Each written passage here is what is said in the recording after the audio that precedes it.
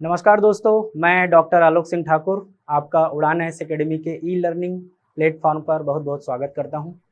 आज हम आपके सामने लेकर आए हैं साइंस के या विज्ञान के कुछ महत्वपूर्ण एमसीक्यूज जो आपको CG Vyapam, CGPSC pre, SI के एग्ज़ाम में बहुत ही हेल्प करने वाले हैं।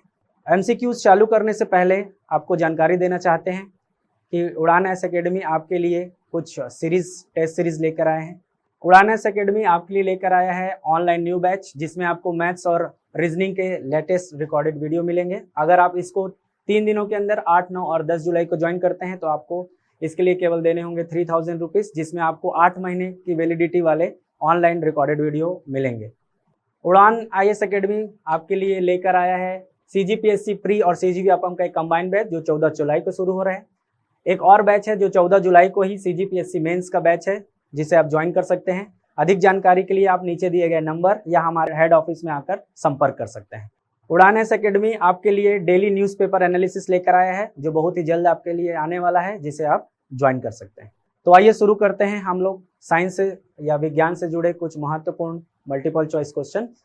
तो आपके सामने पहले कुछ फिजिक्स या भौतिकी के क्वेश्चन देखते हैं। इसमें पहला क्वेश्चन है हमारा, एक तार में वोल्टेज और धारा के गुणात्मक मान को कहते हैं। तो वोल्टेज और धारा के गुणात्मक मान, वोल्टेज के लिए हम लोग लिख सकते हैं V और धारा को हम लिखते हैं I। तो V और I के गुणात्मक मान को कहा जाता है P। P का अर्थ यहाँ पर है पावर से या इलेक्ट्रिकल पावर से, जिसे हिंदी में कहा जाता है विद्युत शक्ति। तो विद्युत शक्ति का फॉर्मूला होता है विद्युत शक्ति बराबर वोल्टेज अर्थात विभव गुणित विद्युत धारा। तो P is equal to V into I, ये हमारा विद्युत शक्ति का फॉर्मूला है। इससे आप कह सकते हैं कि विद्युत शक्ति विद्युत वोल्टेज तथा विद्युत धारा का गुणात्मक मान होता है। तो हमारा आंसर क्या आ गया है, विद्युत शक्ति। तो एक तार में यदि वोल्टेज और धारा का गुणात्मक मान हम मापते हैं तो उसे हम कहते हैं तार में बहने वाली या तार में उपस्थित विद्युत शक्ति या electrical power. Okay, next question लेते हैं। नेक्स्ट क्वेश्चन है, यदि R का मान वाले दो बराबर के प्रतिरोध समान क्रम में जोड़े जाएं तो परिणामी प्रतिरोध क्या होगा। समान का मतलब यहाँ पर समांतर से है, समांतर क्रम में यदि जोड़े जाते हैं तो परिणामी प्रतिरोध क्या होगा। अर्थात यहाँ पर जो R लिया जा रहा है, ये R क्या है, R यहाँ पर है प्रतिरोध। परिणामी प्रतिरोध का मतलब क्या है, यदि किसी तार में या किसी परिपथ में एक से ज्यादा प्रतिरोध हैं तो उसका परिणामी यानी कि कुल प्रतिरोध कितना होगा। तो यहाँ पर जो प्रतिरोध यदि एक से अधिक है परिपथ में तो दो तरीके से जोड़े जा सकते हैं। एक जोड़े जा सकते हैं श्रेणी क्रम में और दूसरा जोड़ा जा सकता है समांतर क्रम में। समांतर क्रम, श्रेणी क्रम में यदि एक से ज्यादा प्रतिरोध हैं, अर्थात मान लीजिए दो प्रतिरोध हैं, R1 है तथा R2 है, तो इसका कुल प्रतिरोध या तुल्य प्रतिरोध इक्विवेलेंट रेजिस्टेंस क्या होगा। तो यदि उसको मान लिया जाए R, तो इसको कुछ नहीं करना है, आपको केवल और केवल इनका योग लेना है। मतलब R1 प्लस R2 अगर हम करते हैं तो श्रेणी क्रम में संयोजित जितने भी प्रतिरोध हैं, अगर 2 हैं तो R1 प्लस R2, 3 है तो R1 plus R2 plus R3, या जितने भी प्रतिरोध श्रेणी क्रम में जुड़े हैं उनका योगफल अगर आप ले लेंगे तो आपको मिल जाएगा श्रेणी क्रम में संयोजित प्रतिरोधों का तुल्य प्रतिरोध। यदि आपके प्रतिरोध, यही प्रतिरोध समांतर क्रम में जुड़े हैं और अगर मान लीजिए दोनों समान हैं, इसलिए हम उनको R ले रहे हैं। मान लीजिए समांतर क्रम में संयोजित हैं तो हम क्या करते हैं, तुल्य प्रतिरोध का व्युत्क्रमानुपाती निकाला जाता है पहले, जिसको हम मान रहे हैं R। अगर मान लीजिए आपका जो प्रतिरोध का मान R है, हमने लिखा है R का मान वाले दो बराबर के प्रतिरोध, तो मान लीजिए R1 भी R है और R2 भी क्या है, R है। जैसे कि दोनों का मान हो सकता है, दोनों 2-2 ओम हो, 3-3 ओम हो, प्रतिरोध का मात्रक ओम होता है, तो 2 ओम हो या दोनों ही 3 ओम हो तो 1/2 1/R1 आ जाएगा और दूसरा आ जाएगा 1/R2। अगर दोनों बराबर हैं तो यहाँ पर क्या हो जाएगा, हम इसको लिख सकते हैं 1/R प्लस 1/R। 1/R और 1/R का लघुत्तम लेना पड़ेगा हमें, तो वो आ जाएगा क्या, R। और ऊपर हो जाएगा 1 + 1, 1 + 1। इसका मतलब तुल्य प्रतिरोध 1/r इज इक्वल टू क्या हो जाएगा, 1 + 1 में 2/r। और तुल्य प्रतिरोध तो होता है R, लेकिन हमने यहाँ पर उसका पहले क्या लिया हुआ है, व्युत्क्रमानुपाती। लेकिन तुल्य प्रतिरोध का मान क्या होता है, R होता है। तो इसको हम क्या करेंगे, पलट देंगे, हर को अंश में लेके चले जाएंगे, तो ये हो जाएगा R। इसलिए हमारा जो यहाँ पर 2/r है वो क्या हो जाएगा, R/2। ओके, तो इसलिए हमारा जो समांतर क्रम में संयोजित प्रतिरोधों का तुल्य प्रतिरोध, यदि दोनों प्रतिरोध बराबर हैं तो क्या हो जाएगा, R/2 हो जाएगा। अर्थात यदि हमारे दोनों प्रतिरोधों का मान कितना होता, 3 होता, तो हमारा प्रतिरोध का तुल्य प्रतिरोध मान क्या हो जाता, 3/2। यदि दोनों प्रतिरोध 4 होते, 4 और 4 तो हो जाता 4/2। इस तरीके से हमारा अगर प्रतिरोध बराबर हैं और वो समांतर क्रम में संयोजित है तो उनका तुल्य प्रतिरोध का मान कितना हो जाता है, R/2। अर्थात हमारा यहाँ आंसर क्या बनेगा, B, जो क्या है, R/2। तो बराबर प्रतिरोध वाले अगर एक से अधिक प्रतिरोध समांतर क्रम में संयोजित हैं तो उनका तुल्य प्रतिरोध का मान कितना होता है, R/2, जिसका फॉर्मूला निकालने का तरीका होता है 1/r = 1/r1 + 1/r2। और अगर एक से दो या दो से ज्यादा है तो वह +1/r3 + 1/r4 होगा। और लास्ट में जो आंसर आएगा उसको हमको क्या करना पड़ेगा, रिवर्स करना पड़ेगा, यानी कि हर को अंश में ले जाना पड़ेगा, क्योंकि मान 1/r का नहीं चाहिए, मान आपको किसका चाहिए होता है, R, रिजल्टिंग इक्विवेलेंट रेजिस्टेंस या तुल्य प्रतिरोध का मान होता है। तो यहां पर आंसर क्या बनेगा, R/2। ओके, नेक्स्ट देखते हैं हम लोग। नेक्स्ट क्वेश्चन है हमारा, दो स्थिर आवेश Q1 तथा Q2, Q1 Q2 यहां पर क्या है, आवेश है। आवेश को का जो सिंबल होता है वो Q से हम उसको दर्शाते हैं, इसलिए लिखा है Q1 और Q2। दो आवेश हैं, मान लीजिए Q1 है पहला और दूसरा क्या है, Q2 है, के बीच की दूरी यदि R हो तो उनके बीच लगने वाले उनके बीच की दूरी यदि कितनी हो, R हो, तो उनके बीच लगने वाले बल का मान होगा। तो यहाँ पर क्या बोल रहा है कि दो स्थिर आवेश हैं, एक स्थिर आवेश है, मान लीजिए एक बिंदु पर रखा है, इस बिंदु पर रखा आवेश का मान कितना है, Q1 है, और दूसरा आवेश जो कि इससे R दूरी पर स्थित है, इसका मान कितना है, Q2 है। अब ये दोनों आवेश जो हैं स्थिर हैं। हमारे आवेश जो होते हैं चलायमान भी हो सकते हैं और स्थिर भी हो सकते हैं। चलायमान वाले जो आवेश होते हैं उनके बीच जो लगने वाला बल है उसको हम बोलते हैं धारा विद्युत या विद्युत धारा बोलते हैं, और अगर जो स्थिर आवेश हैं उनके बीच लगने वाले बल को हम स्थिर विद्युत बोलते हैं। तो अर्थात हमें यहाँ पर स्थिर विद्युत का मान अर्थात Q1 और Q2 जो कि निश्चित दूरी पर रखे हुए हैं और स्थिर हैं, उनके बीच लगने वाले बल या उनके बीच स्थिर विद्युत का मान ज्ञात करना है। तो यहाँ पर एक नियम होता है जिसे बोला जाता है कूलॉम का नियम। क्या बोला जाता है, कूलॉम का नियम, या इसी को बोला जाता है कूलॉम के व्युत्क्रम वर्ग का नियम भी बोला जाता है। दोनों ही नाम सेम है, कूलॉम का नियम या फिर बोला जाता है कूलॉम के व्युत्क्रम वर्ग का नियम, जो स्थिर विद्युत के लिए दिया गया है। तो Q1 और Q2 के बीच लगने वाला बल को हम क्या बोलते हैं, फोर्स के लिए हम क्या लिखते हैं, F। तो बल के लिए हमने लिख दिया F, force F is equal to, तो कूलॉम का नियम क्या कहता है, कूलॉम का नियम ये कहता है कि दो स्थिर आवेशों के बीच लगने वाला बल उन दोनों आवेशों के परिमाणों, मतलब उनकी कोई भी अगर मान है ना, जैसे कि 2 कूलॉम है, 3 कूलॉम है, या 1.9 × 10⁻⁻19 कूलॉम जो एक आवेश का परिमाण होता है, ऐसा कोई मान है, तो उन मानों, उन्हीं को हम बोलते हैं क्या, परिमाणों। तो उन आवेशों के परिमाणों के गुणनफल के समानुपाती होता है। अर्थात F किसके समानुपाती है, Q1 और Q2 के जो भी मान होगा उसके परिमाणों के गुणनफल के समानुपाती होगा, तथा उनके बीच की दूरी के व्युत्क्रमानुपाती होता है, उन बीच की दूरी के वर्ग के व्युत्क्रमानुपाती होता है। तो यहाँ पर दूसरा लाइन क्या बोल रहे हैं, उनकी बीच की दूरी क्या है, R के वर्ग के व्युत्क्रमानुपाती होता है। अर्थात यहाँ पर F और R के बीच में कैसा संबंध है, व्युत्क्रमानुपाती संबंध है।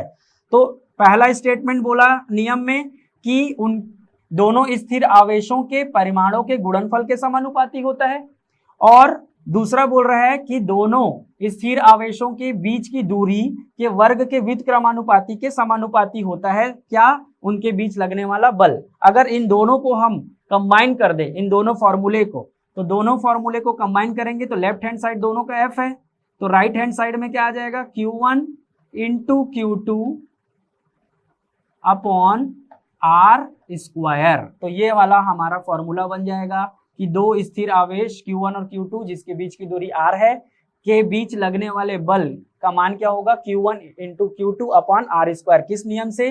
कूलॉम के नियम से।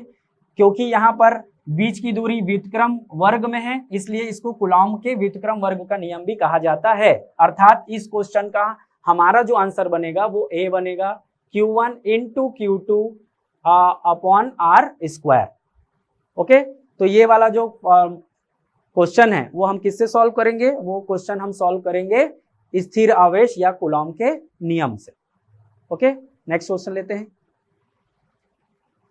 तो अगला प्रश्न हमारा है कि निम्न में से किस यंत्र द्वारा यांत्रिक ऊर्जा को विद्युत ऊर्जा में बदला जा सकता है?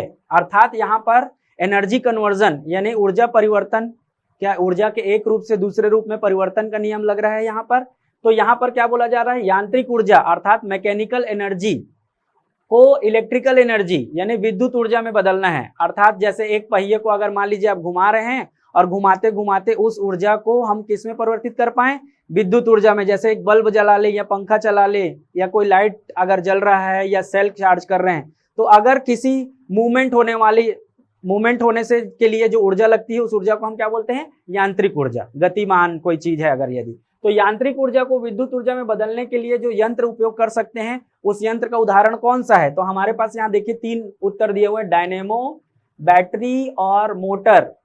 तो इसका आंसर है हमारा बैटरी, सॉरी इसका आंसर है डायनेमो। तो मतलब बैटरी नहीं है और मोटर नहीं है, तो बैटरी क्या होता है? बैटरी वह युक्ति होती है जिसमें क्या किया जाता है? जिसमें विद्युत ऊर्जा को रासायनिक ऊर्जा में पहले बैटरी में संचित किया जाता है और फिर बैटरी में संचित रासायनिक ऊर्जा को परिवर्तित किया जाता है किसमें? विद्युत ऊर्जा में। क्योंकि हम कहीं पर भी बैटरी लगाकर विद्युत उत्पन्न कर सकते हैं। जैसे कि हमारे टॉर्च में हम बैटरीज लगाते हैं, तो टॉर्च में बैटरी लगाने से फिर आप बटन ऑन करते हैं तो वहां लाइट जलता है, यानी कि विद्युत उत्पन्न हो रही है। तो यहाँ पर क्या किया जा रहा है कि रासायनिक ऊर्जा को किसमें परिवर्तित कर सकते हैं? विद्युत ऊर्जा में। क्योंकि बैटरी के अंदर जो ऊर्जा है वो जब बैटरी चार्ज होती है तो रासायनिक रूप में संचित हो जाती है, और फिर जब बैटरी का उपयोग किया जाता है तो बैटरी की रासायनिक ऊर्जा विद्युत ऊर्जा में परिवर्तित हो जाती है। और बात करें मोटर की, मोटर क्या होता है? मोटर में हम क्या करते हैं? मोटर में कोई भी चीज, पंखा जोड़ देते हैं, जैसे पंखा होता है, पंखा में भी मोटर लगा होता है ना, वॉशिंग मशीन में मोटर लगा होता है। तो उसको जब हम इलेक्ट्रिकल पावर देते हैं तो मोटर में जो भी चीज अटैच होता है वो मूवमेंट करने लग जाता है। तो मूवमेंट करता है उसको क्या बोलते हैं? यांत्रिक ऊर्जा। और जहाँ आपने जो विद्युत दिया है वो विद्युत ऊर्जा है। तो मोटर में हम क्या कर रहे हैं? विद्युत ऊर्जा को यांत्रिक ऊर्जा में परिवर्तित कर रहे हैं, अर्थात उल्टा काम कर रहे हैं। जबकि क्वेश्चन हमारा क्या है? यांत्रिक ऊर्जा को विद्युत ऊर्जा में परिवर्तित करना है, तो वो हम कर सकते हैं डायनेमो से। डायनेमो का उपयोग कहाँ होता है? जैसे कि मान लीजिए आपका कोई जल भराव है जिसके उपयोग से आपको विद्युत उत्पन्न करना है ना। जैसे कि आप डैम बनाते हैं, डैम को फिर पानी को जो है फ्लो के साथ छोड़ा जाता है, और फ्लो के साथ छोड़ने पर जो युक्ति वहां पर यूज की जाती है जो कि फैन को घुमाती है, फैन को घुमाएगी और फैन के घूमने से क्या होगा? उससे अटैच जो बैटरी है वो चार्ज होगा या फिर वहां पर इलेक्ट्रिक करंट जनरेट होने लगेगा। तो इस तरीके से इलेक्ट्रिसिटी जनरेट करने के लिए जो हाइड्रो पावर प्लांट्स होते हैं, या इस तरीके से जो क्या हो सके, पंखे को घुमा सके, उनसे हम विद्युत ऊर्जा उत्पन्न कर सकते हैं, उसको हम क्या बोल सकते हैं? डायनेमो। या फिर और भी दूसरी युक्तियां होती है, जैसे जनरेटर होता है, जनरेटर को भी घुमाकर हम उससे क्या कर सकते हैं? विद्युत ऊर्जा उत्पन्न कर सकते हैं। तो घुमाने की जो क्रिया है वो किस में आती है? यांत्रिक ऊर्जा में आती है। तो यहाँ पर क्या किया जा रहा है कि यांत्रिक ऊर्जा को यदि विद्युत ऊर्जा में परिवर्तित करना है तो डायनेमो जैसे यंत्र का उपयोग हमको करना पड़ेगा, जैसे कि हाइड्रो पावर प्लांट में या फिर बोल सकते हैं जनरेटर के अंदर, जिससे हम विद्युत जनरेट करते हैं जब बिजली चली जाती है। ठीक है, तो ये हमारा इस क्वेश्चन का आंसर क्या है? डायनेमो, जहां पर यांत्रिक ऊर्जा विद्युत ऊर्जा में परिवर्तित हो रही है। नेक्स्ट क्वेश्चन लेते हैं। नेक्स्ट क्वेश्चन है, सीजीएस पद्धति में घनत्व का मात्रक क्या होगा? सीजीएस पद्धति अलग अलग मात्रकों को मेजर करने के लिए, नापने के लिए अलग अलग पद्धति है, जैसे कि MKS पद्धति, CGS पद्धति, SI पद्धति। CGS पद्धति क्या होता है? तो CGS पद्धति में हम क्या करते हैं कि 3 चीजों की बात कर रहे हैं, C, G और S। C यहाँ स्टैंड करता है सेंटीमीटर के लिए, G स्टैंड करता है ग्राम के लिए और S स्टैंड करता है हमारा सेकंड के लिए। तो सेंटीमीटर से हम माप सकते हैं लंबाई या दूरी, ग्राम से हम माप सकते हैं वजन, भार, द्रव्यमान, मास, सेकंड से नापते हैं समय या टाइम। ठीक है, तो अगर हमारा इनमें से घनत्व की अगर हम बात कर रहे हैं तो घनत्व क्या होता है? डेंसिटी बोलते हैं इंग्लिश में इसको। घनत्व, डेंसिटी, घनत्व बराबर होता है द्रव्यमान बटे आयतन, द्रव्यमान बटे आयतन, आयतन, द्रव्यमान बटे आयतन घनत्व का फॉर्मूला होता है। द्रव्यमान यानी कि भार नापना है। अब CGS पद्धति में भार के लिए क्या लिया गया है? ग्राम। तो भार के लिए हम मात्रक क्या बनाएंगे? ग्राम, ग्राम बनाएंगे, ग्राम लिख दिया हमने। और आयतन, तो आयतन क्या होता है? आयतन जैसे पानी का आयतन होता है, कमरे का में भरे हवा का आयतन होता है ना, खाली जगह का आयतन होता है, गैस का आयतन होता है। तो आयतन होता है लंबाई गुणित चौड़ाई गुणित ऊंचाई, मतलब 3 डायमेंशन की लंबाई अगर हमें ले, लंबाई गुणित चौड़ाई गुणित ऊंचाई, तीनों के डायमेंशन का अगर हम नाप ले लेते हैं तो वो उससे हम निकाल सकते हैं क्या? आयतन। तो यहाँ पर लंबाई के लिए हमारे पास कौन सा मात्रक है? सेंटीमीटर। तो सेंटीमीटर लंबाई के लिए भी लंबाई गुणित चौड़ाई गुणित ऊंचाई, मतलब 3 बार हमको सेंटीमीटर लेना है, सेंटीमीटर गुणित सेंटीमीटर गुणित सेंटीमीटर। तो सेंटीमीटर गुणित सेंटीमीटर गुणित सेंटीमीटर को हम लिख सकते हैं सेंटीमीटर की घात 3।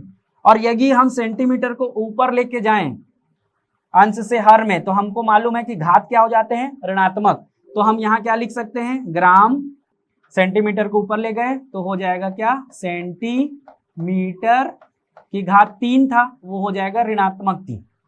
तो ग्राम सेंटीमीटर की घात ऋण 3, ये क्या हो गया हमारा आंसर? आंसर कौन सा मिला? ग्राम सेंटीमीटर की घात ऋण 3। तो ये हमारा आंसर हो गया CGS पद्धति में। अगर इसी को आपको MKS पद्धति में पूछता, MKS पूछता, तो यहाँ पर मास के लिए क्या लेते? M मतलब लंबाई के लिए M मतलब हो जाता क्या? मीटर, मीटर ले लेते। K यहाँ पर G लिखा है तो ग्राम है, K फॉर किलोग्राम हो जाता KG। लेकिन समय के लिए दोनों में ही सेकंड का मात्रक है, समय का मात्रक है सेकंड, तो यहाँ पर हम सेकंड ही लेते। तो यहाँ पर अगर आपको MKS बोल देता तो यहाँ पर क्या हो जाता कि किलोग्राम मीटर की घात ऋण 3, ये MKS पद्धति का। CGS पद्धति में हमने क्या लिया है यहाँ पर मात्रक? ग्राम सेंटीमीटर की घात ऋण 3, इसलिए यहाँ पर आंसर क्या लिया हमने? C लिया है। ठीक है, तो घनत्व बराबर होता है द्रव्यमान बटे आयतन। इससे हम MKS हो या CGS हो किसी भी मात्रक निकाल सकते हैं। Okay, next question. नेक्स्ट हमारा क्वेश्चन है, निकट दृष्टि दोष की समस्या के निवारण के लिए किस लेंस का प्रयोग किया जाता है? निकट दृष्टि दोष, ये आंख से संबंधित दोष होते हैं। जब हमें या तो दूर या पास की अगर कोई भी वस्तु साफ दिखाई नहीं देती या धुंधली दिखाई देती है तो उसको हम क्या बोलते हैं? दृष्टि दोष। वो 2 प्रकार की हो सकती है, एक हो सकता है निकट दृष्टि दोष और दूसरा हो सकता है दूर दृष्टि दोष।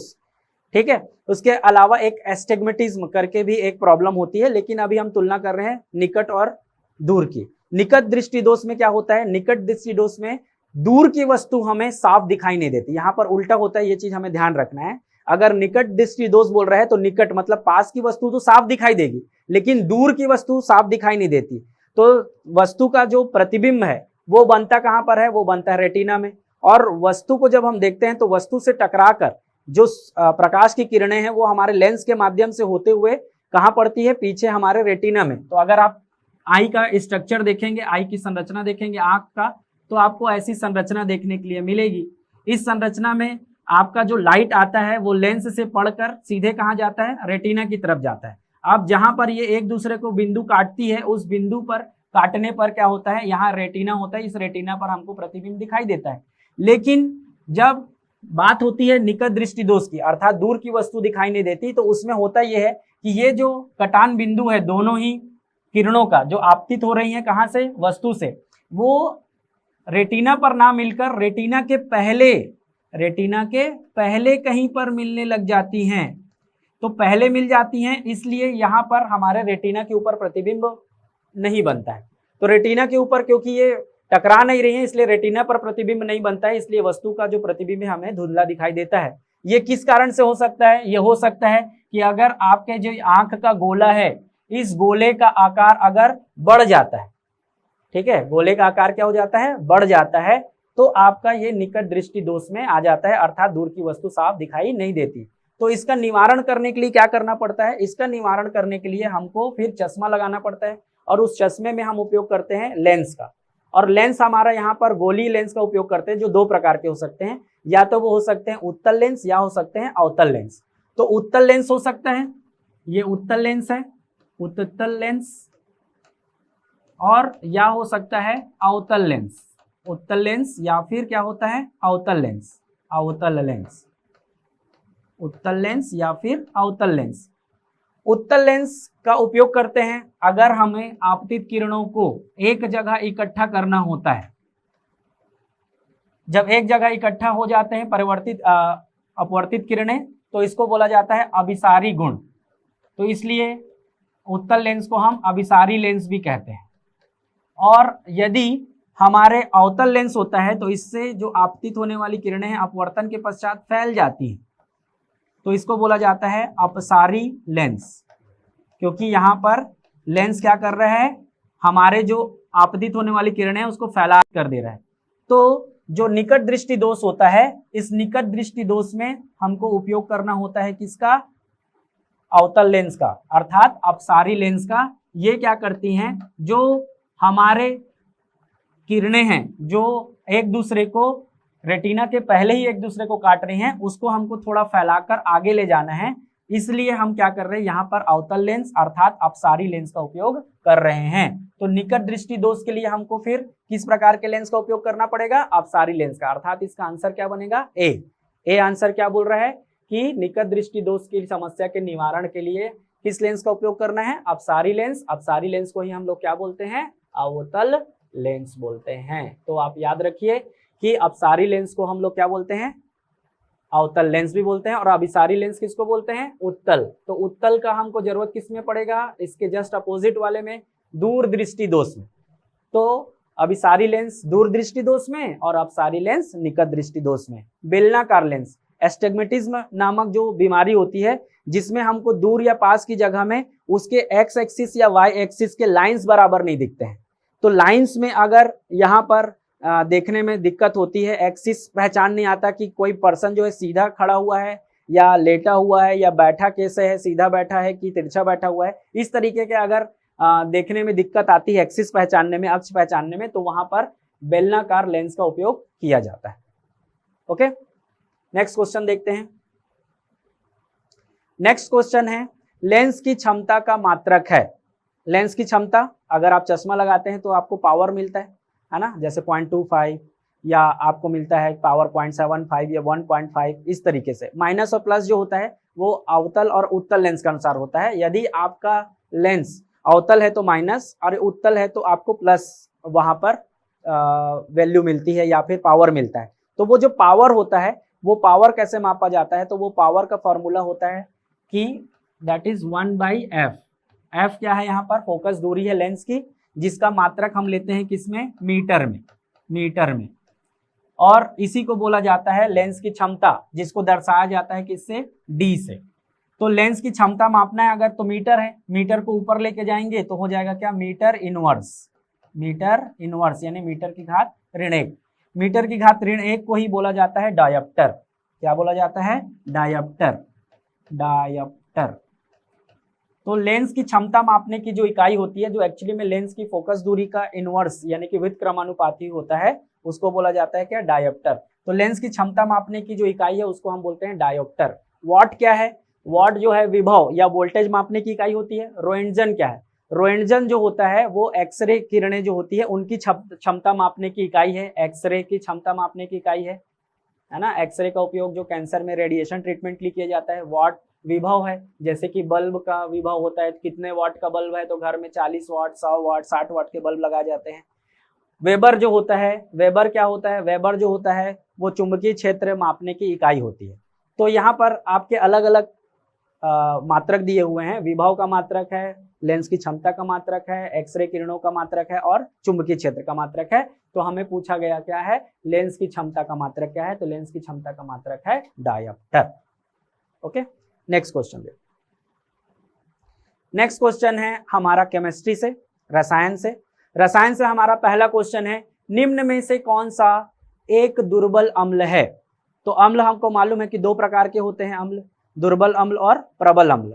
और वैसे ही क्षार दो प्रकार के होते हैं, प्रबल क्षार और दुर्बल क्षार। और उसके अलावा तीसरा प्रकार का जो रसायन होता है वो हो सकता है उदासीन। तो उदासीन के उदाहरण तो हमको मालूम है जल होता है, या कोई भी जो सॉल्ट है या लवण है जो अम्ल और क्षार की अभिक्रिया से बना है, अगर दोनों की क्षमता बराबर है, जैसे कि प्रबल क्षार प्रबल अम्ल, दुर्बल क्षार दुर्बल अम्ल, इससे जो यौगिक बनेगा उसको हम बोलते हैं उदासीन यौगिक या फिर उदासीन लवण बोलते हैं। लेकिन अगर हम बात करें अम्ल और क्षार की, तो अम्ल और क्षार में क्या होता है, अम्ल और क्षार की दुर्बलता और प्रबलता मापने के लिए होता यह है कि कौन ज्यादा हाइड्रोजन आयन दे सकता है, तो उसको बोलते हैं हम लोग अम्ल। कौन ज्यादा हाइड्रोक्सिल आयन दे सकता है या कौन ज्यादा हाइड्रोजन आयन ले सकता है, उसको बोलते हैं हम लोग क्या, क्षार।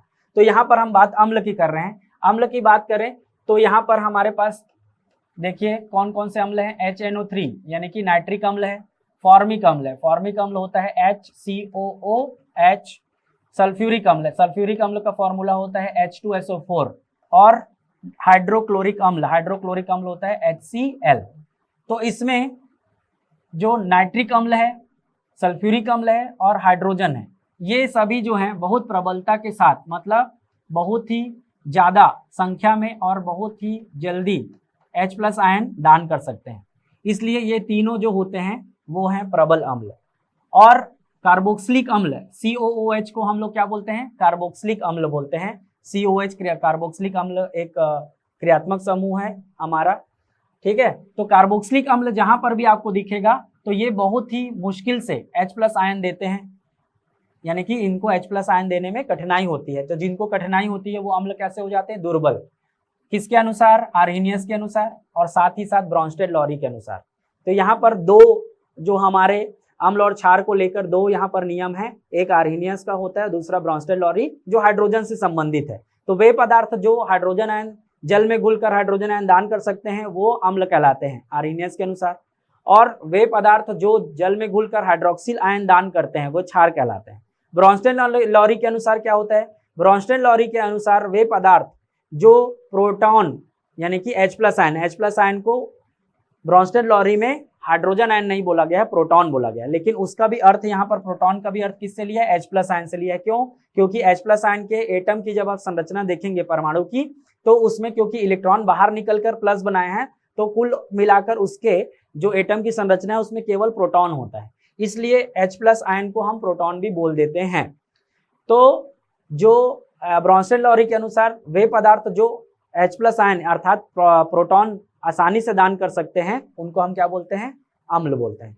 तो जो ज्यादा और सरलता से H+ आयन दान कर सकते हैं वो प्रबल अम्ल होते हैं, और जिनको H+ आयन यानी हाइड्रोजन आयन या प्रोटॉन देने में दिक्कत होती है, जो देरी से देते हैं, उनको हम क्या बोलते हैं, दुर्बल अम्ल बोलते हैं। तो यहाँ पर जहां पर भी COH आपको नजर आए यानी कि एक अम्ल ऐसा कोई आपको नजर आता है तो वहां पर दुर्बल अम्ल की संभावना होती है। जैसे यहाँ पर फॉर्मिक अम्ल दिया है, फॉर्मिक अम्ल के अलावा हो सकते हैं क्या, एसिटिक अम्ल, एसिटिक अम्ल, या हो सकते हैं साइट्रिक अम्ल, या हो सकते हैं टार्टेरिक अम्ल। इस तरह के जो अम्ल होते हैं उन सभी में COOH ग्रुप पाया जाता है, समूह पाया जाता है, इसलिए वो कौन सी श्रेणी में आएंगे, सभी के सभी दुर्बल अम्ल की श्रेणी में आएंगे। तो COOH वाला या बाइकार्बोनेट HCO3 इसके साथ कुछ भी अन्य जुड़ा रहेगा तो H2CO3 कार्बोनिक अम्ल, ये सब किस श्रेणी में आते हैं, दुर्बल अम्ल की श्रेणी में आते हैं। जबकि नाइट्रिक अम्ल, सल्फ्यूरिक अम्ल और हाइड्रोक्लोरिक अम्ल की श्रेणी में आते हैं, प्रबल अम्ल की श्रेणी में आते हैं।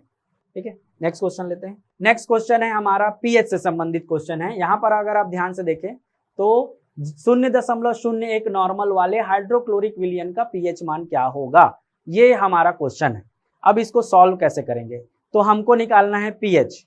पीएच निकालने के लिए हमारे पास फॉर्मूला होता है जो कि उसके परिभाषा से भी संबंधित है। पीएच का परिभाषा क्या होता है, हाइड्रोजन आयन के ऋणात्मक लघु गुणात्मक मान यानी कि लॉगरिदमिक मान को बोला जाता है पीएच, अर्थात हाइड्रोजन आयन की सांद्रता, जिसको दर्शा सकते हैं हम बड़े ब्रैकेट के अंदर H प्लस आयन। तो H प्लस आयन का कोई भी मान होगा, जैसे यहाँ पर मान है 0.01, इसका ऋणात्मक लघु गुणात्मक मान मतलब निगेटिव लॉगरिदम, जिसका बेस 10 ले रहे हैं हम लोग, ठीक है। तो बेस 10 वाले लॉग का अगर H प्लस आयन का लॉग लेकर उसका ऋणात्मक मान निकाल लिया जाए तो वो कहलाता है क्या, पीएच, ठीक है। अब यहाँ पर अगर हमको किसी का भी पीएच निकालना है तो वहां पर जितने हाइड्रोजन आयन है उसके मान को यहाँ पर रख देंगे और उसका निगेटिव लॉग ले लेंगे। तो तरीका क्या है, यहाँ पर अगर आपको किसी का भी पीएच निकालना है तो पीएच के 3 फंडामेंटल फॉर्मूलाज आपको याद करने हैं। 3 फंडामेंटल फॉर्मूलाज में क्या आता है, पहला आता है log x into y. log x into y का फॉर्मूला होता है log x plus log y, log y, log x plus log y, log x plus log y, अर्थात x और y का अलग अलग log लेना है, उसको जोड़ दीजिए। फिर आता है log x अपॉन y, इसके लिए ले सकते हैं हम लोग log x minus log y, अर्थात एक बार y का log निकालिए और x का, और उसको क्या कर दें, माइनस कर दें, x माइनस y वाला। फिर आता है log x की पावर y, तो इसको कैसे निकालते हैं, y सामने आ जाता है और x का log निकालकर हम y से मल्टीप्लाई कर देते हैं।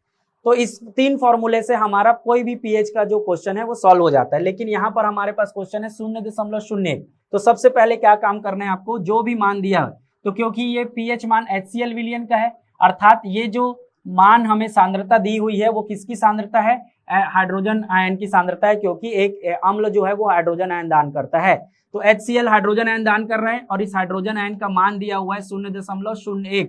अगर नॉर्मल भी लिखा है या मोलर लिखा है तो भी वो वही मान होगा H प्लस आयन की सांद्रता का। तो इसको हमको सबसे पहले 10 की घात में परिवर्तित करना है। तो 0.01 को हम लिख सकते हैं 1/100, 1/100 को हम लिख सकते हैं 1/10 की घात 2, और 10 की घात 2 को ऊपर ले जाएंगे तो बन जाएगा 10 की घात ऋण 2।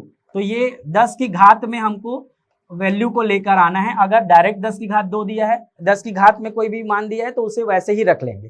तो हम क्या करेंगे, H प्लस आयन का मान हमारा क्या है, 10 की घात ऋण 2, इसका ऋणात्मक लॉगरिदमिक मान निकालना है हमको। तो यहाँ पर अगर हम माइनस को बाद में सॉल्व करने के लिए रख लेते हैं तो हमारे पास फॉर्मूला क्या है, x टू दी पावर ऋण 2 को क्या ले लेंगे, y। log x to the power y का जो फॉर्मूला है उसको हम कैसे सॉल्व करेंगे, माइनस को बाहर रखते हैं, y सामने आएगा, y में क्या है ऋण 2, तो ऋण 2 सामने आ गया। फिर x क्या है, log 10, x क्या है, log 10। log 10 का जो मान होता है, इसका मान होता है क्या, 1। तो 1 into minus 2, 1 into minus two, तो मतलब हो जाएगा -2, माइनस माइनस क्या हो जाएगा, प्लस, अर्थात वैल्यू क्या आ जाएगा पीएच का 2।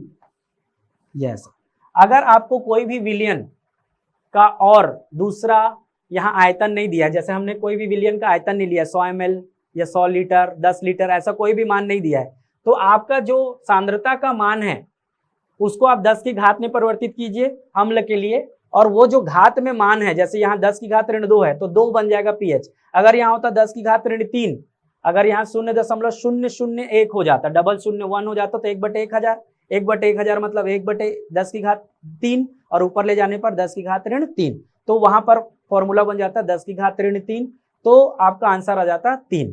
तो अम्ल के लिए 10 के घात में जो भी सांद्रता का मान दिया होगा उस घात का मान ही उसका क्या बन जाता है, पीएच। कब, जब आपको यहाँ पर विलयन के कोई भी अन्य आयतन नहीं दिए होंगे तब, ठीक है। तो यहाँ पर हमारा जो आंसर बन रहा है वो क्या बन रहा है, बी, अर्थात पीएच मान कितना है, 0.01 सांद्रता वाले HCl का 2। ठीक, नेक्स्ट क्वेश्चन। नेक्स्ट क्वेश्चन में देखेंगे, निम्न में से कौन सा कॉपर का अयस्क नहीं है। कॉपर के अयस्क और आयरन के अयस्क, सिल्वर के अयस्क, ऐसे बहुत सारे क्वेश्चन प्री में या व्यापम में पूछे जाते हैं। तो सबसे ज्यादा कॉपर के अयस्क ही प्राप्त होते हैं हम लोगों को, तो कॉपर के अयस्क आपको जरूर से पढ़ना है, इसके क्वेश्चन बहुत कॉमन है। कॉपर का अयस्क नहीं है तो यहाँ पर देखिए ऑप्शन दिया हुआ है मेलाकाइट, एजुराइट, लिमोनाइट, और इनमें से कोई नहीं। तो मेलाकाइट की अगर आप बात करें या एजुराइट की बात करें, ये दोनों कॉपर के अयस्क हैं और दोनों ही कार्बोनेट अयस्क हैं।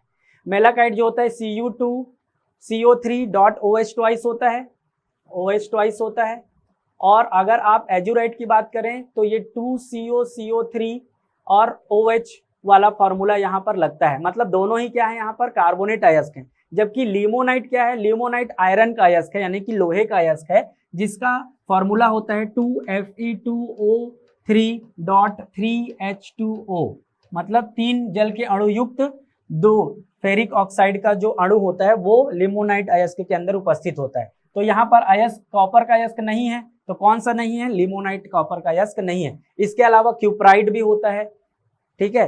तो बहुत सारे कॉपर के अयस्क होते हैं, कॉपर ग्लास होता है, कॉपर पायराइट होता है, वैसे ही मेलाकाइट होता है, एजुराइट होता है। मेलाकाइट को मेलाकाइट ग्रीन के नाम से भी जाना जाता है। मेलाकाइट के बहुत सारे क्वेश्चन प्रीवियस पेपर में पूछे जा चुके हैं, तो आप लोग इसको ध्यान देंगे और भी इसके अयस्क आप लोगों को याद करने होंगे, तब आप इस तरह के क्वेश्चन को सॉल्व कर सकते हैं। आयरन के अयस्क नहीं है, तो आयरन के भी दूसरे अयस्क जैसे कि हेमेटाइट, मैग्नेटाइट, सीडेराइट, ऐसे कॉपर पायराइट में भी आयरन उपस्थित होता है। अगर आपको क्वेश्चन पूछता है इनमें से कौन सा कॉपर और लोहे दोनों का अयस्क है, तो CuFeS2, CuFeS2 का नाम क्या है, इसका नाम है एक्चुअली में कॉपर पायराइट, इसका नाम है कॉपर पायराइट। तो कॉपर पायराइट जो होता है वो एक्चुअली में कॉपर तथा आयरन दोनों का अयस्क होता है, इसको ध्यान रखें।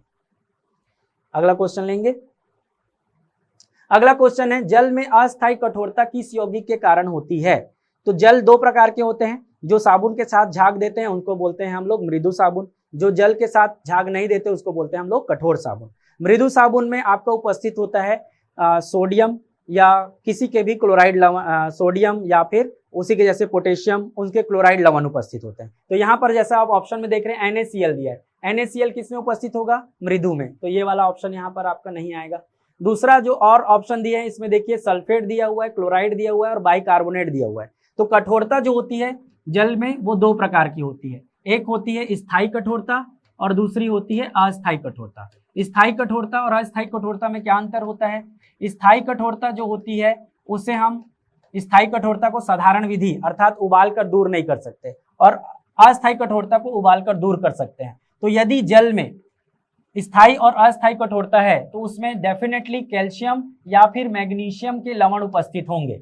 यदि कैल्शियम और मैग्नीशियम के सल्फेट या फिर क्लोराइड लवण उपस्थित हैं, सल्फेट जैसे कि कैल्शियम सल्फेट या फिर क्लोराइड यानी कि कैल्शियम क्लोराइड, वैसे ही मैग्नीशियम सल्फेट और मैग्नीशियम क्लोराइड उपस्थित हैं, तो वो जल होगा स्थायी कठोर जल। और यदि इसमें कैल्शियम तथा मैग्नीशियम के ही बाइकार्बोनेट यानी कि कैल्शियम बाइकार्बोनेट या मैग्नीशियम बाइकार्बोनेट लवण उपस्थित हैं, तो उसको हम बोलेंगे अस्थायी कठोर जल। क्योंकि जब हम बाइकार्बोनेट को उबालते हैं तो वो कार्बोनेट में परिवर्तित होता है और फिर वो प्रेसिपिटेट यानी अवक्षेपित हो जाता है। तो जब हम जल को उबालते हैं फिर ठंडा करते हैं तो कैल्शियम कार्बोनेट या मैग्नीशियम कार्बोनेट के जो कण होते हैं वो हमें ठोस रूप में मिल जाते हैं, जिसे हम छानकर अलग कर सकते हैं, अर्थात हमारी कठोरता दूर हो गई, इसलिए इसको बोलते हैं अस्थायी कठोरता। जबकि सल्फेट और क्लोराइड जो लवण होते हैं वो घुलनशील लवण होते हैं, आप उनको गर्म भी कर लेंगे तो भी वो घुलनशील अवस्था में रह जाएंगे, अर्थात उनको जब आप छानेंगे तो भी वो अलग नहीं होंगे, इसलिए इसको क्या बोलते हैं,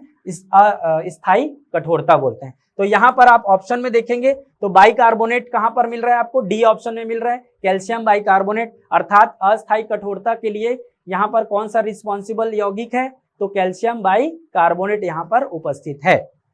ओके, नेक्स्ट में जाए। नेक्स्ट हमारा क्वेश्चन है, निम्न में से किस रसायन का उपयोग विस्फोटक बनाने में नहीं होता है। विस्फोटक का क्वेश्चन बहुत ही कॉमन क्वेश्चन है, विस्फोटक बनाने में होता है, तो यहाँ पर हमको ऑप्शन से ही जाना पड़ेगा। पहला है GTN, दूसरा TNT, तीसरा TNG और चौथा है TNP। TNT का फुल फॉर्म होता है ट्राई नाइट्रोटोलुइन, ट्राई नाइट्रोटोलुइन जो कि विस्फोटक का नाम भी होता है और एक रसायन भी है, ट्राई नाइट्रोटोलुइन। TGA का फुल फॉर्म होता है ट्राई नाइट्रोग्लिसरीन, और तीसरा है try nitrophenol,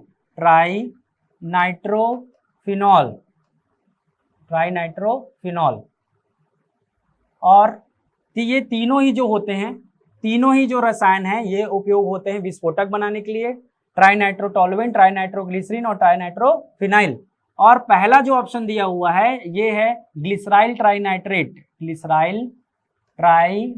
GTN, glyceryl trinitrate, जो कि एक औषधि है, एलोपैथिक औषधि है जो कि जनरली हार्ट डिसीज के लिए लिया जाता है। हार्ट मतलब हृदय रोगियों के लिए एंजाइना नामक बीमारी होती है, उसका एक ये औषधि के रूप में उपयोग होता है। इसका उपयोग विस्फोटक के रूप में नहीं होता है। तो 3 याद कर लीजिए आप लोग, ये बहुत ही कॉमन रसायन है जो विस्फोटक में उपयोग होते हैं या विस्फोटक की तरह उपयोग होते हैं, बनाने में या विस्फोटक की तरह उपयोग होते हैं। अगला क्वेश्चन लेते हैं। अगला क्वेश्चन है, निम्न में से तांबा युक्त मिश्र धातु का उदाहरण नहीं है। मिश्र धातु के क्वेश्चन बहुत ही कॉमन है। मिश्र धातु का अगर आप क्वेश्चन देखेंगे तो तांबे के मिश्र धातु बहुत सारे होते हैं। तांबे के मिश्र धातु में अगर हम बात करें तो नीचे से शुरू करेंगे। जर्मन सिल्वर होता है। जर्मन सिल्वर में क्या क्या होता है? जर्मन सिल्वर में आपका कॉपर होता है, जिंक होता है और आपका होता है टिन। वैसे ही अगर आप बात करें गन मेटल की तो गन मेटल में होता है कॉपर, जिंक और होता है निकिल। पीतल की बात करें, पीतल और कांसा, इन दोनों में कॉपर होता है, कंफ्यूजन होता है। कांसा है, सा मतलब होता है एसएन मतलब टिन, और पीतल में होता है कॉपर के साथ जिंक। ये तीनों ही क्या हो गए?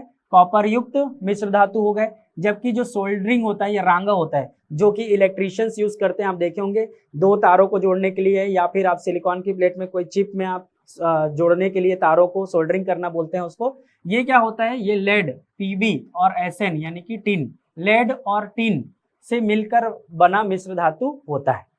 तो यहाँ पर इसमें कॉपर उपयोग यहाँ पर उपस्थित नहीं है, इसलिए हम बोल सकते हैं कि सोल्डर या रांगा जिसको कहा जाता है में कौन सा मिश्र धातु है? लेड और टिन का बना मिश्र धातु है। नेक्स्ट क्वेश्चन देखेंगे। नेक्स्ट क्वेश्चन है, किसी तत्व का परमाणु क्रमांक सबसे सही किस कण द्वारा निर्धारित होता है? कण की बात हो रही है तो किसी भी तत्व क्या होते हैं? तत्व वे पदार्थ होते हैं जिसके सभी परमाणु एक समान होते हैं। तो सभी परमाणु एक समान होते हैं, अर्थात अगर हम एक परमाणु का ज्ञान करें तो उस तत्व का पूरा गुण को हम समझ सकते हैं। तो हम बात कर रहे हैं कि हम तत्वों के परमाणु क्रमांक समझते हैं, जैसे hydrogen, helium, lithium, beryllium, boron. ये क्या है? परमाणु क्रमांक के अनुसार तत्वों का क्रम है। 1 2 3 4 5 6 7 8 9 10। हाइड्रोजन का 1, हीलियम का 2, लिथियम का 3, बोरॉन का 4, बेरिलियम का 5, है ना। Hydrogen, helium, lithium, beryllium, boron, carbon, nitrogen, इस तरीके से हम बोल रहे हैं। तो बेरिलियम का 4 और बोरॉन का 5, इस तरीके से हम आगे बढ़ते हैं। तो इसका मतलब क्या होता है? मतलब ये होता है कि जब अगर हम परमाणु की संरचना देखें तो हमको यहाँ पर बोहर्स के परमाणु मॉडल जो होता है उसको दिमाग में रखना है, जो कि 1911 में बोहर्स ने दिया था। बोहर्स का परमाणु मॉडल क्या बोलता है कि यहाँ पर किसी भी जो परमाणु होते हैं उसमें 3 मूलभूत कण होते हैं। एक होता है प्रोटॉन जिसको P से दर्शाते हैं, जिसमें धनात्मक आवेश होता है। दूसरा होता है न्यूट्रॉन जिसमें उदासीन कण होता है जो जिसमें कोई भी आवेश नहीं होता। तीसरा होता है इलेक्ट्रॉन। तो बोलता ये है बोहर्स का परमाणु मॉडल कि किसी भी परमाणु के 2 भाग होते हैं। एक होता है उसका केंद्र जिसको नाभिक बोला जाता है, और दूसरा होता है नाभिक के बाहर वृत्ताकार परिपथ जहां पर इलेक्ट्रॉन इसके चक्कर लगाते हैं, जिसे कक्ष कहते हैं। तो नाभिक में इन 3 में से 2 कण होते हैं, प्रोटॉन और होता है न्यूट्रॉन। ये स्थिर कण होते हैं। और इसके बाहर वृत्ताकार परिपथ जहां पर इलेक्ट्रॉन जो होते हैं वो नाभिक के चारों तरफ चक्कर लगाते हैं, इनमें उपस्थित होते हैं क्या? इलेक्ट्रॉन। तो इलेक्ट्रॉन जो होते हैं वो गतिमान कण होते हैं और प्रोटॉन और न्यूट्रॉन स्थायी कण होते हैं। तो किसी भी तत्व के परमाणु की अगर बात करें तो तत्व के परमाणु जब अभिक्रिया करने जाते हैं तो इलेक्ट्रॉन का एक्सचेंज होना शुरू हो जाता है, अर्थात आदान प्रदान होता है। तो उसकी संख्या जो होती है वो वेरिएबल यानी कि निश्चित नहीं होती है, वो चेंज होती रहती है। लेकिन प्रोटॉनों की संख्या निश्चित होती है और परमाणु क्रमांक भी तत्व का निश्चित होता है। अर्थात क्या हो गया कि किसी भी तत्व के नाभिक में जो प्रोटॉनों की संख्या है इसको अगर आप समझ गए या जान जाते हैं या हम पता कर सकते हैं तो वही क्या हो जाएगा? उस तत्व का परमाणु क्रमांक हो जाएगा। अर्थात अगर मान लीजिए हम बात करें सोडियम की, सोडियम का परमाणु क्रमांक 11 है, तो हम क्या बोल रहे हैं? सोडियम के एक परमाणु के नाभिक में कितने प्रोटॉन उपस्थित होंगे? 11। तो यहाँ पर हम बोल सकते हैं कि किसी भी तत्व के एक परमाणु के नाभिक में उपस्थित कुल प्रोटॉनों की संख्या को ही तत्व का क्या बोला जाता है? परमाणु क्रमांक बोला जाता है। कभी कभी इलेक्ट्रॉनों को गिनकर भी परमाणु क्रमांक की व्याख्या की जाती है, लेकिन क्यों ऐसा किया जाता है? क्योंकि प्रोटॉन और इलेक्ट्रॉनों की संख्या प्रारंभिक रूप से तत्वों के परमाणु में समान बनी रहती है, लेकिन जब वो अभिक्रिया करने जाते हैं तब इलेक्ट्रॉनों की संख्या में बदलाव हो जाता है, लेकिन प्रोटॉनों की संख्या में बदलाव नहीं होता है। और हमें मालूम है कि परमाणु क्रमांक जो होते हैं वो निश्चित होते हैं, इसलिए सबसे सही अंदाजा हम किससे लगा सकते हैं? प्रोटॉनों की संख्या के आधार पर। तो यहाँ पर आंसर क्या आ जाएगा कि किसी तत्व के परमाणु क्रमांक का सबसे सही किस कण से निर्धारित होता है? प्रोटॉनों से। इलेक्ट्रॉन से भी होता है लेकिन वो वेरिएबल होता है, ठीक है, हर बार नहीं होता है। नेक्स्ट क्वेश्चन देखेंगे। अब हमारा बायो वाला सेक्शन स्टार्ट हो रहा है। बायो वाले सेक्शन में क्या है, कोशिका में प्रोटीन संश्लेषण कहाँ होता है। कोशिका में प्रोटीन संश्लेषण की अगर हम बात करें तो कोशिका की संरचना आपको समझना पड़ेगा। यहाँ पर कोशिका की संरचना में बहुत अलग अलग पार्ट होता है। एक नाभिक होता है, गोल्जी बॉडी होता है या गोल्जी का इसको बोला जाता है, सेंट्रोसोम बोला जाता है, माइटोकॉन्ड्रिया बोला जाता है। इसमें से जो राइबोसोम होता है, जहां पर हमारा उपस्थित होता है आरआरएनए, आरआरएनए को ही बोला जाता है राइबोसोमल आरएनए। और आरआरएनए ही एक ऐसा न्यूक्लिक एसिड होता है जो प्रोटीन संश्लेषण यानी कि प्रोटीन बनाने का कार्य करता है। तो राइबोसोमल आरएनए कहाँ उपस्थित होता है, राइबोसोम में उपस्थित होता है। इसलिए हम बोल सकते हैं कि हमारा जो प्रोटीन संश्लेषण है वो कहाँ होता है, प्रोटीन संश्लेषण कोशिका के राइबोसोम में होता है। माइटोकॉन्ड्रिया क्या होता है, माइटोकॉन्ड्रिया जो होता है वो पावर हाउस बोला जाता है इसको।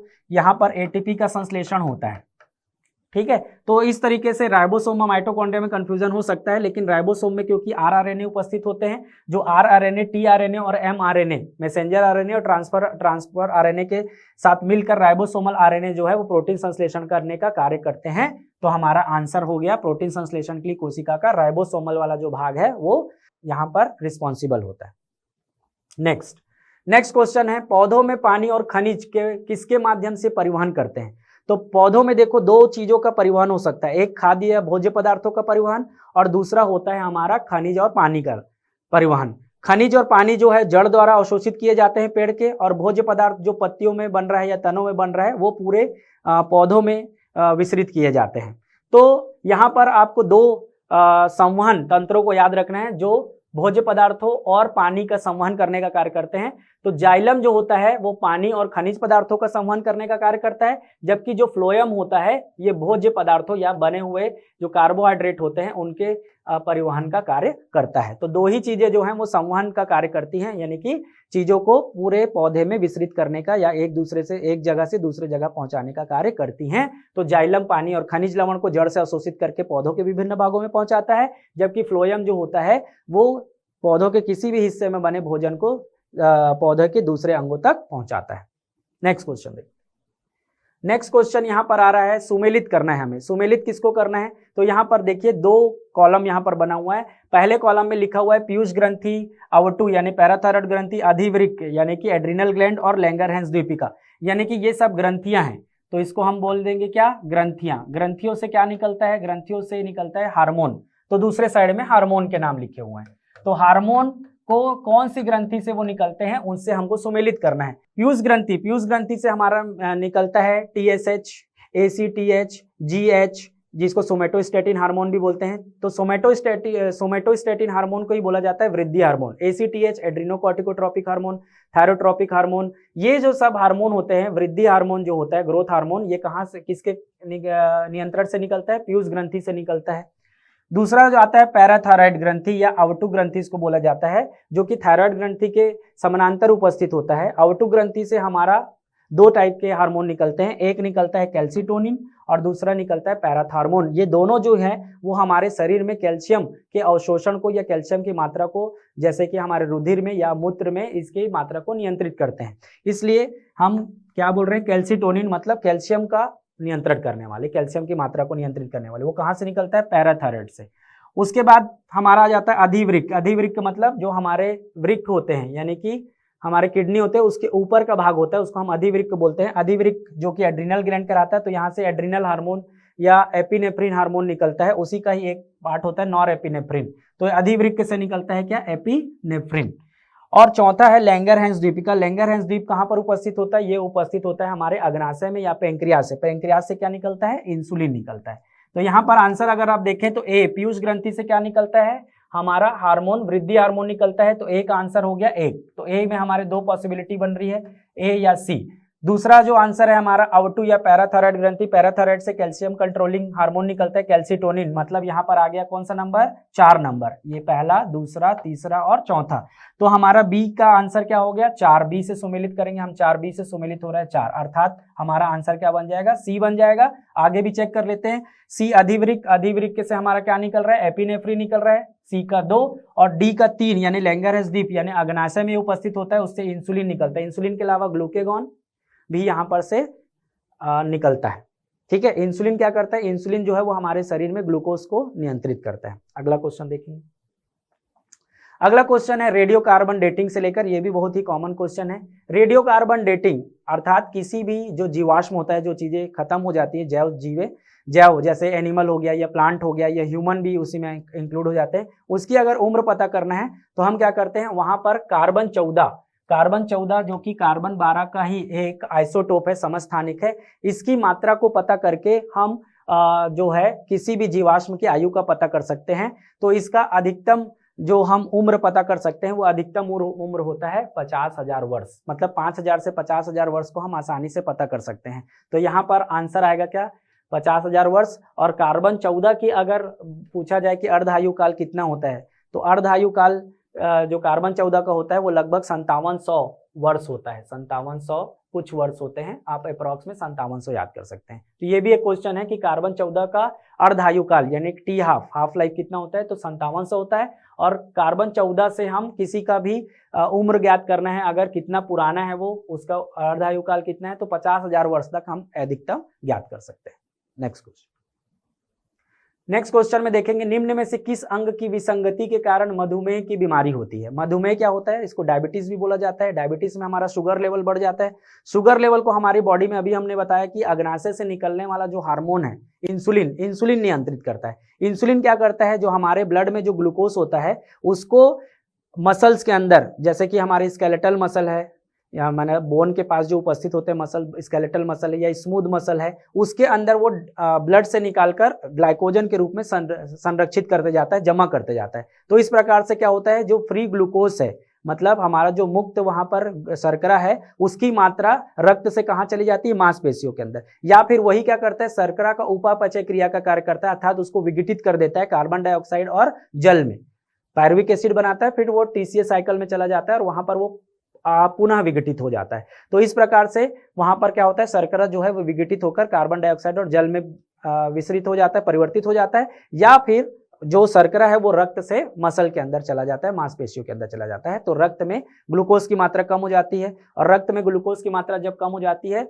तो हमारा जो है मधुमेह ठीक हो सकता है या कंट्रोल हो सकता है। तो मधुमेह को डायबिटीज बोला जाता है, जिसमें क्या होता है, रक्त में यदि हमारे फास्टिंग ग्लूकोज यानी कि खाली पेट अगर आपके ग्लूकोज की मात्रा 100 mg पर DL मतलब क्या होता है, 100 ml, मतलब प्रति 100 ml में अगर 100 mg से ज्यादा खाली पेट में 100 mg से ज्यादा लगातार बना रहता है, जैसे 120 हो जाए या 125 हो जाए, और अगर रैंडम मतलब खाना खाने के बाद, तो यदि दिन में खाना खाने के बाद या दिन में किसी भी समय अगर हम ग्लूकोज लेवल चेक करते हैं तो वो 140 mg पर DL यानी प्रति 100 ml 140 मिलीग्राम से अधिक, जैसे 150 160 लगातार बना रहता है या 200 से ऊपर चला जाता है, तो उस कंडीशन को हम मधुमेह बोलते हैं। मधुमेह भी दो टाइप के होते हैं, डायबिटस मेलाइटस और डायबिटस इंसिपिडस। तो अभी जो मधुमेह की बात हो रही है, जो ग्लूकोज लेवल पर निर्भर करता है, वो होता है डायबिटस मेलाइटस बोलते हैं।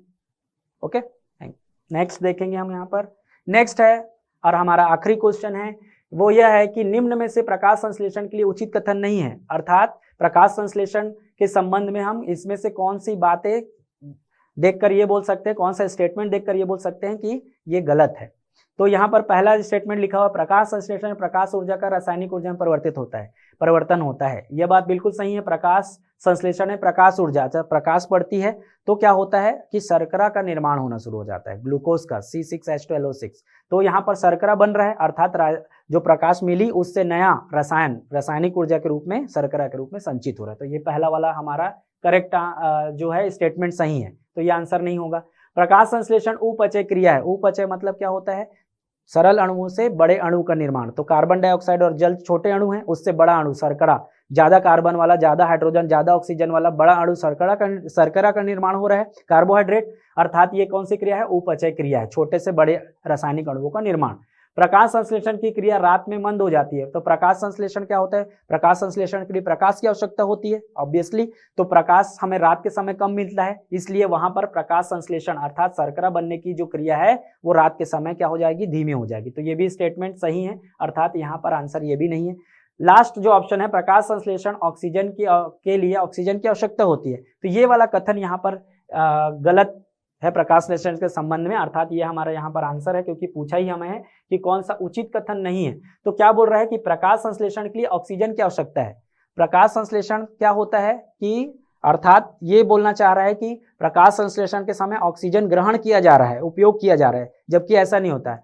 जो पौधे प्रकाश संश्लेषण करते हैं तो वो कार्बन डाइऑक्साइड को ग्रहण करते हैं और ऑक्सीजन मुक्त करते हैं। तो मुक्त कर रहे हैं तो मुक्त करने के लिए हमें ऑक्सीजन की जरूरत नहीं है, वो कार्बन डाइऑक्साइड की जरूरत है, जो कि अल्टीमेटली कन्वर्ट हो जाता है ऑक्सीजन में पौधों के अंदर और फिर वो बाहर या निष्कासित किया जाता है। तो प्रकाश संश्लेषण के लिए हमें ऑक्सीजन की आवश्यकता नहीं होती, हमें किसकी आवश्यकता होती है? कार्बन डाइऑक्साइड की आवश्यकता होती है। तो ये हमारे फिजिक्स, केमिस्ट्री, बायो, रसायन, भौतिकी और जीव विज्ञान से संबंधित या वनस्पति शास्त्र से संबंधित कुछ महत्वपूर्ण क्वेश्चन थे। और इसी के आसपास के टॉपिक को अगर आप स्टडी करते हैं, इसी प्रकार के प्रश्नों को अगर आप हल करते हैं तो डेफिनेटली आपका CGPSC pre, SI, CG Vyapam के क्वेश्चन जो है वो आप सॉल्व कर सकते हैं। आगे दीजिए, धन्यवाद।